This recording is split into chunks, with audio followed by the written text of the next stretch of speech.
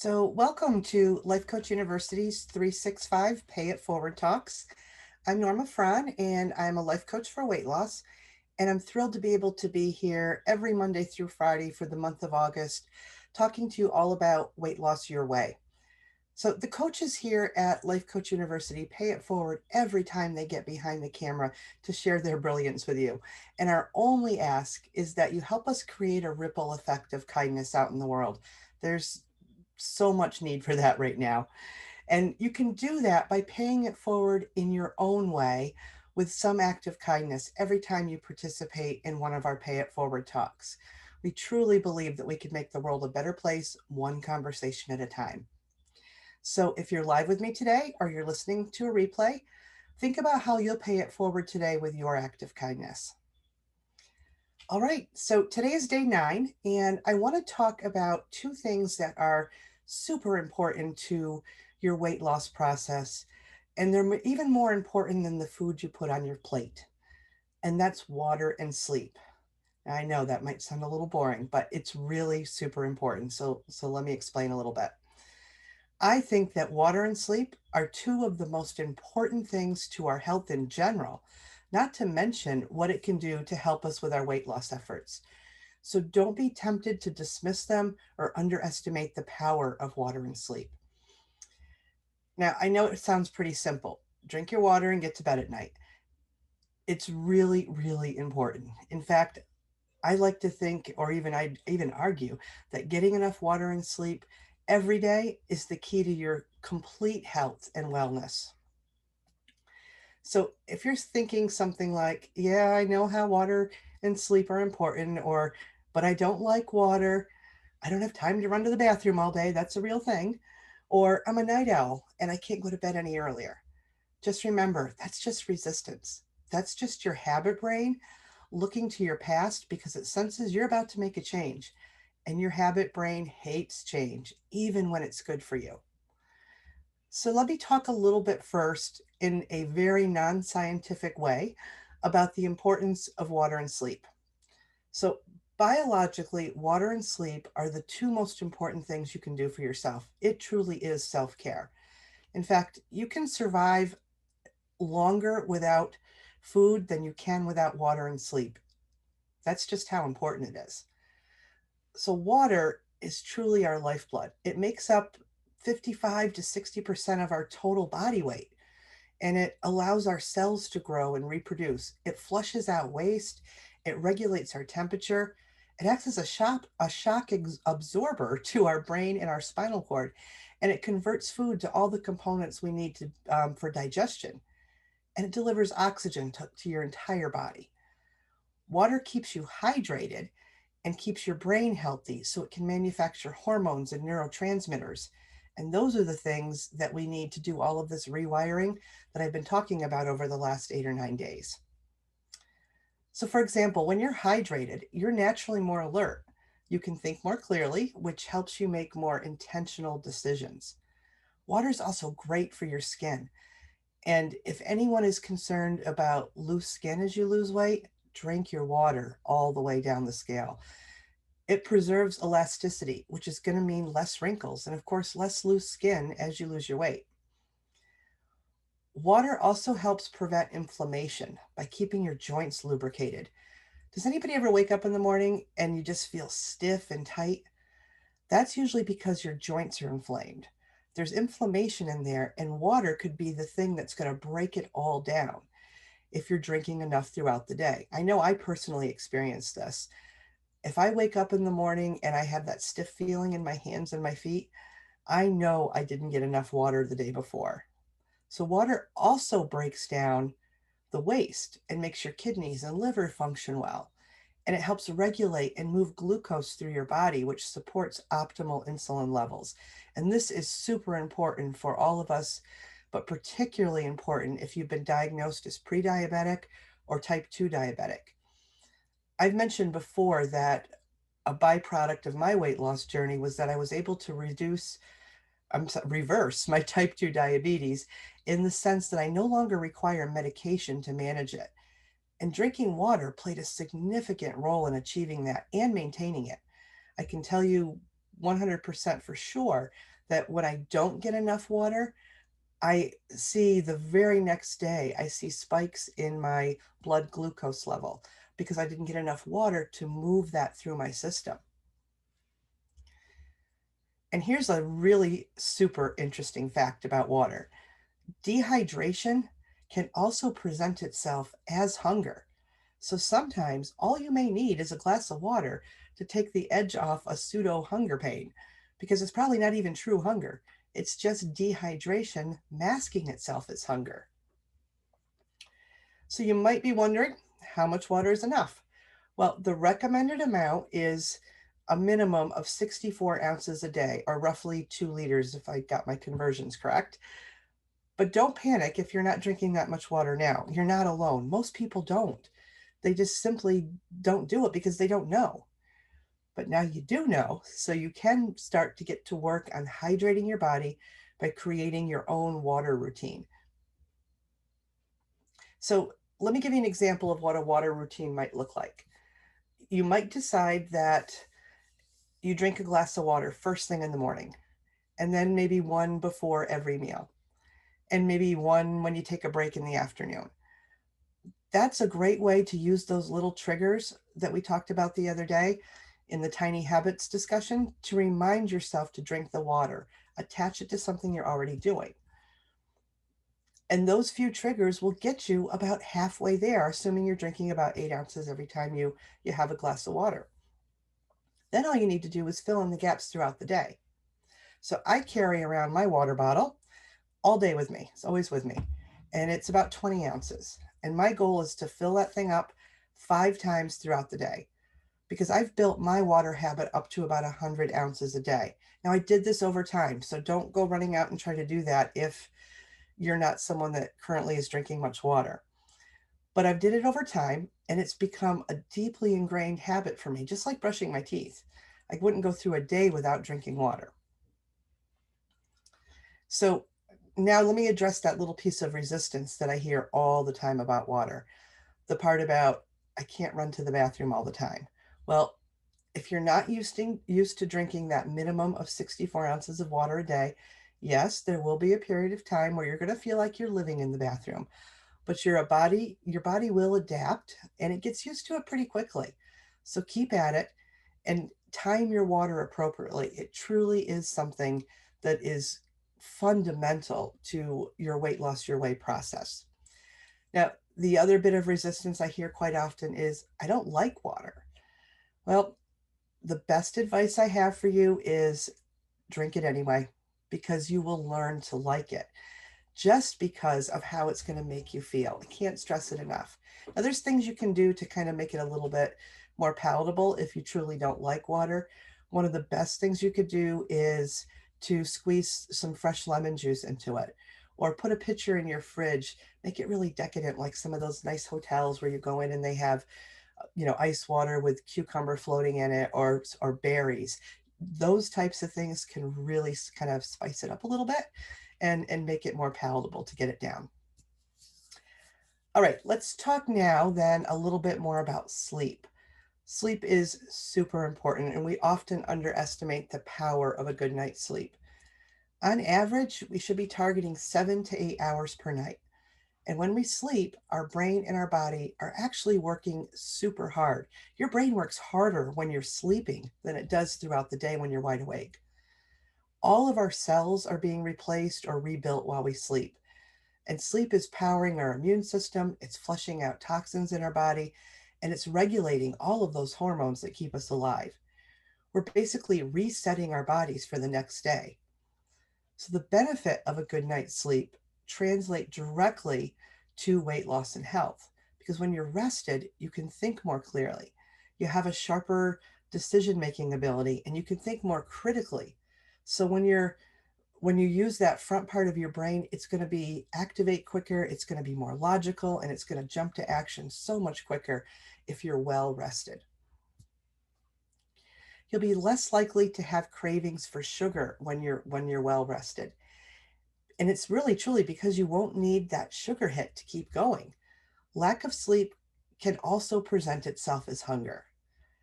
And Have you ever noticed that when you're like really tired, you tend to eat more on those days?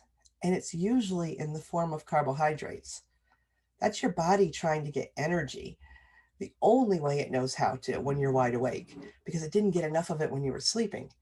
Now, I'm not saying that carbohydrates are bad, just that when you're tired, your body sees carbohydrates as a quick energy source.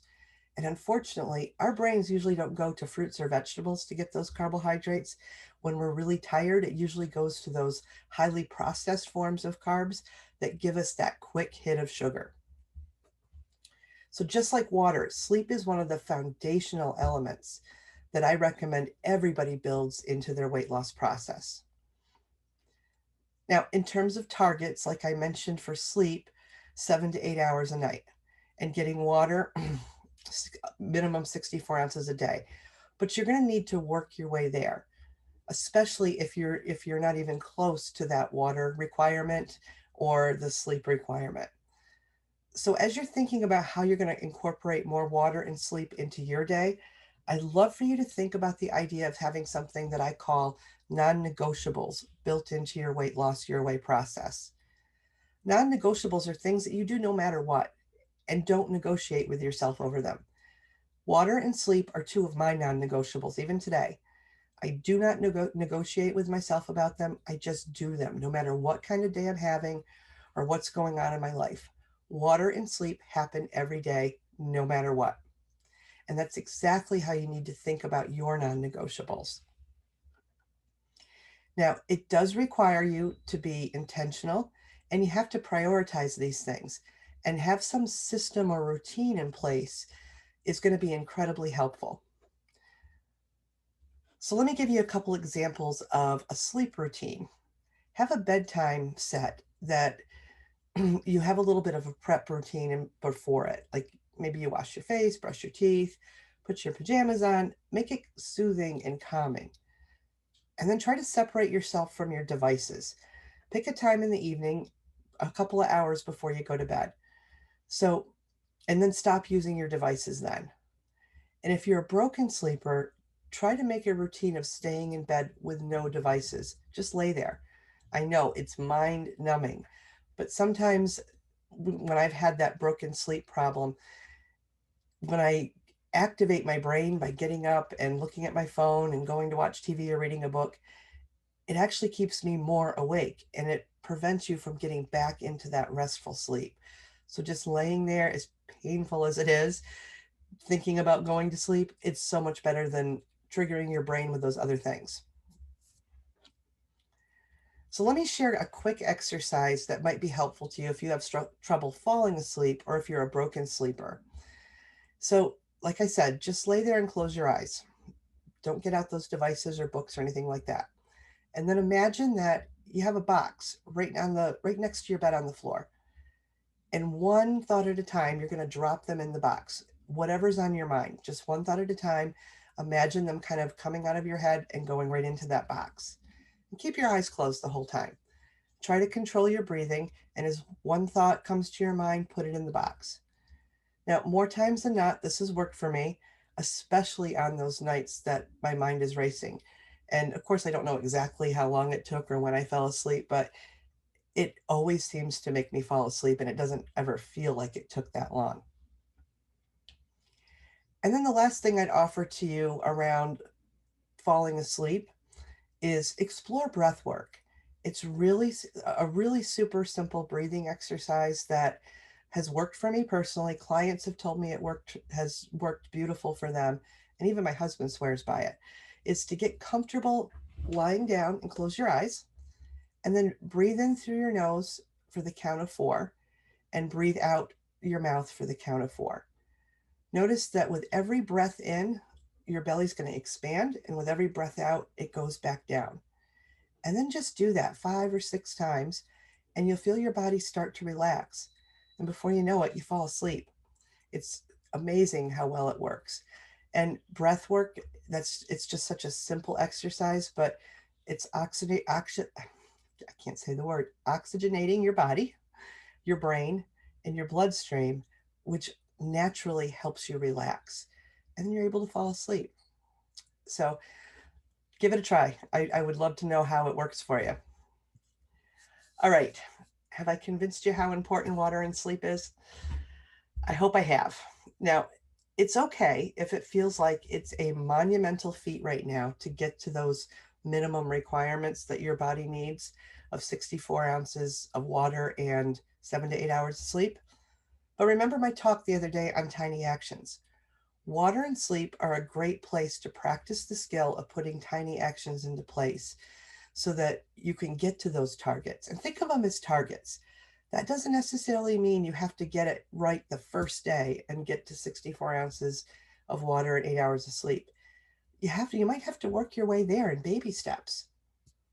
And that is perfectly okay because it's just getting you one step closer. So I'd love for you to explore how you can increase your water and your sleep incrementally, targeting those numbers.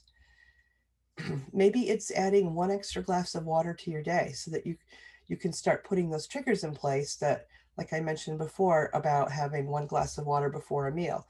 Or maybe you can decide that you'll have one glass of water before you drink your cup of coffee in the morning. Or I'll have one glass of water before I have that can of Diet Coke that I usually have in the afternoon. Just attach it to a trigger, something you're already doing today. Now, it could just be that you don't drink any water right now, and that's perfectly fine. Your tiny action could simply be, I'll drink one glass of water today. That could be your tiny action, literally. If you're not drinking water, just one step in the right direction is absolutely enough to start building up to a nice water habit. And the same thing for your bedtime routine. Go to bed just 15 minutes earlier. And even if you're not tired, just do it anyway and just lay there, maybe practice the breathing techniques or think about emptying your brain out into that box. You may be uncomfortable, you're probably going to be bored, but it's one tiny step in the right direction to getting to bed earlier so that you can have more sleep in your day. All right, I hope I've really impressed this on you and you're ready to go out and start to prioritize these things into your routines that you're creating for yourself as you're figuring out weight loss your way. All right, let's see what questions we have. Hold on one second and let me pull this over. All right, I start working at nighttime 12-hour shifts. It's hard to sleep during the day. Oh my goodness. Yeah, and I actually do have some tips on this because my son is a vet tech and he works in an emergency animal hospital on the night shift. And it did take him some time to kind of figure out the routine. And boy, I'll tell you, I've done it a few times in my career. It's not easy because it goes against your body's natural rhythms.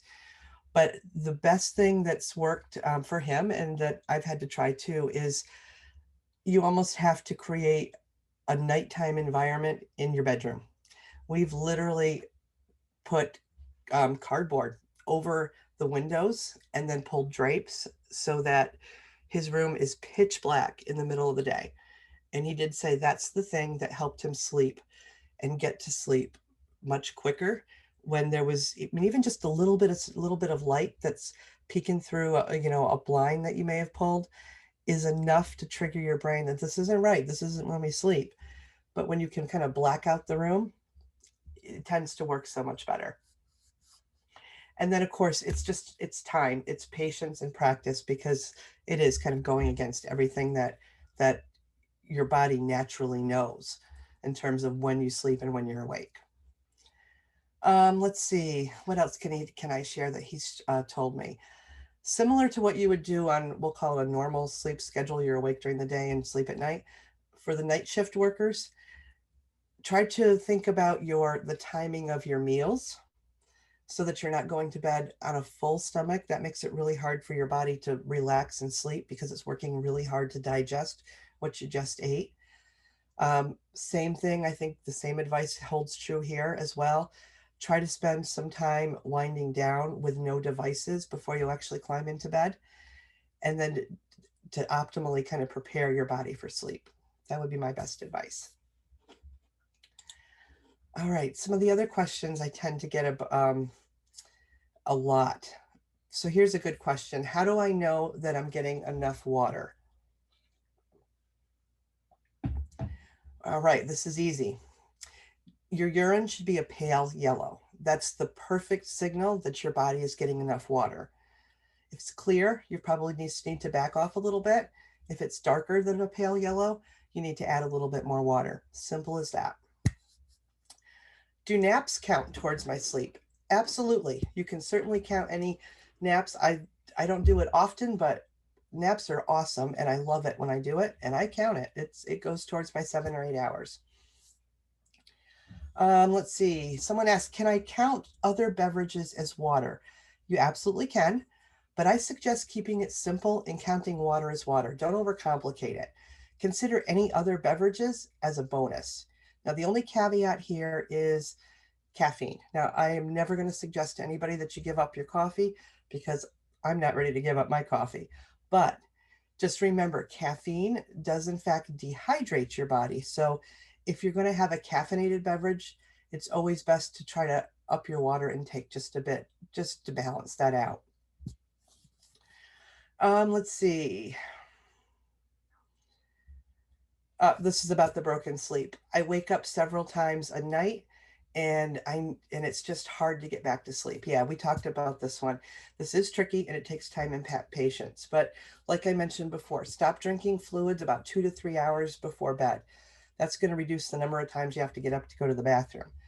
Try not to eat a meal right before you go to bed. Give your body a couple of hours to work through the digestion process because that will help your body relax as well. And then, like I said, make sure your room is conducive to sleep. It's dark, it's quiet, it's comfortable, and stop using those devices. It really makes a difference. All right, let's see if we've got any others have come through.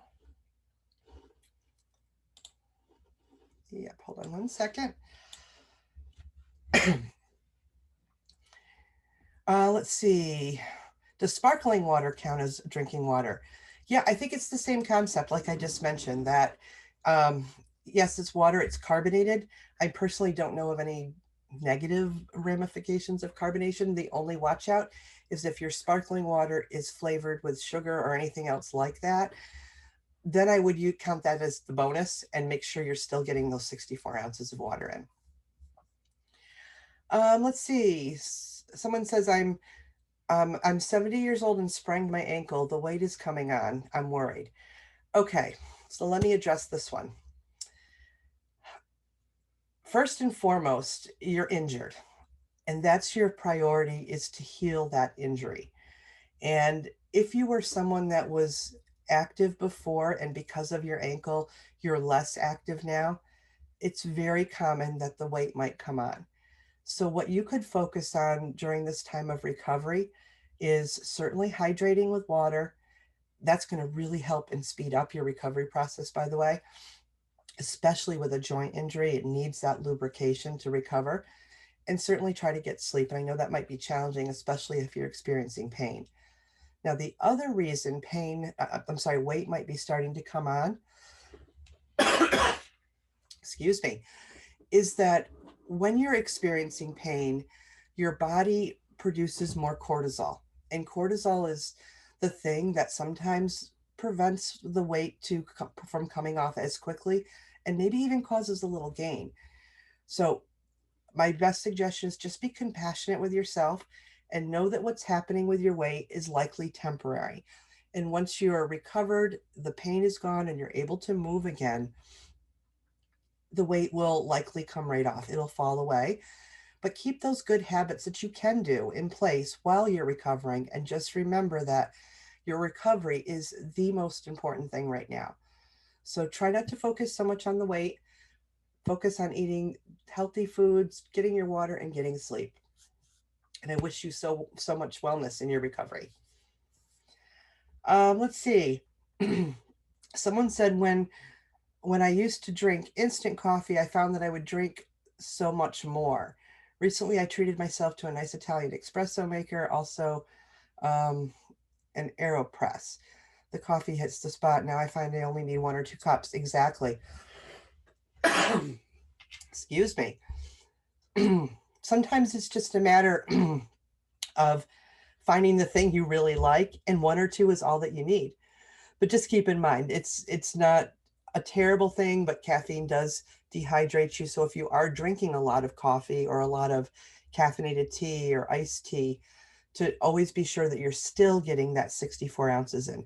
That's why I typically don't count my coffee towards my water intake, because it is caffeinated and I know that I have to balance it with water to avoid the dehydration effect that happens.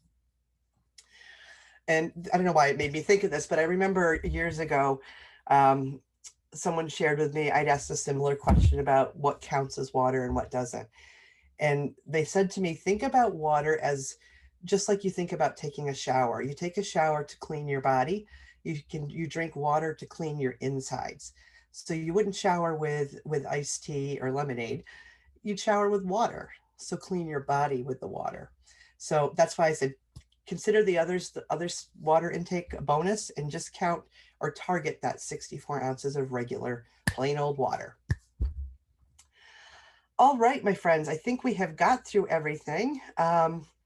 As always, I would invite you to book a call with me if you want to talk through any of this some more. Just go right to my website, normafrahncoaching.com. Click the big orange button that says Done with Diets, and anything we've covered so far this week and in the upcoming weeks, I would be happy to talk with you about. It's a lot, and it's a lot to kind of digest in this format. So that offer is open to anyone who chooses to take me up on it. So remember, go out there in the world today and pay it forward with some act of kindness. And we'll see you all tomorrow. Bye bye.